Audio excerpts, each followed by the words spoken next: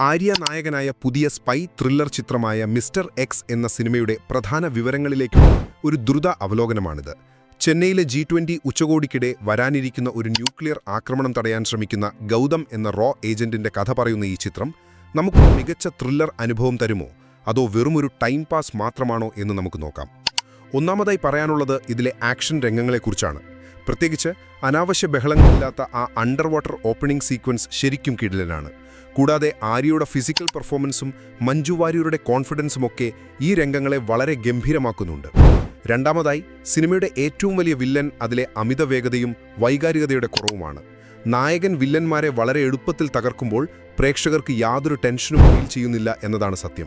പോരാത്തതിന് വെറുതെ പിരിമുറുക്കം തോന്നിപ്പിക്കാൻ ശ്രമിക്കുന്ന പശ്ചാത്തല സംഗീതം ശരിക്കും വിപരീത ഫലമാണുണ്ടാക്കുന്നത്. അവസാനമായി, കഥാപാത്ര സൃഷ്ടിയിലെ പോരായ്മകളാണ് എടുത്തു പറയാനുള്ളത്. ഗൗതം കാർത്തിക്കിന്റെ വില്ലൻ കഥാപാത്രം ഭയപ്പെടുത്തുന്നതിനു പകരം വെറുതെ സ്റ്റൈലിഷായി മാറിപ്പോയി. മാത്രമല്ല, ശരത് കുമാറിനെയും മറ്റു താരങ്ങളെയും നമ്മൾ പെട്ടെന്ന് മറക്കും. അതുപോലെ വളരെ സീരിയസ് ആകേണ്ട പൊളിറ്റിക്കൽ വാർറൂം രംഗങ്ങൾ ഒരു സ്കൂൾ നാടകം പോലെയാണ് നമുക്ക് അനുഭവപ്പെടുന്നത്. ചുരുക്കത്തിൽ പറഞ്ഞാൽ, മികച്ച ആക്ഷൻ രംഗങ്ങൾ ഉണ്ടെങ്കിലും ദുർബലമായ തിരക്കഥ കാരണം യാതൊരു പ്രതീക്ഷകളുമില്ലാതെ കണ്ടിരിക്കാവുന്ന വെറുമൊരു ശരാശരി വൺ ടൈം വാച്ച് മാത്രമായി മിസ്റ്റർ എക്സ് മാറുന്നു.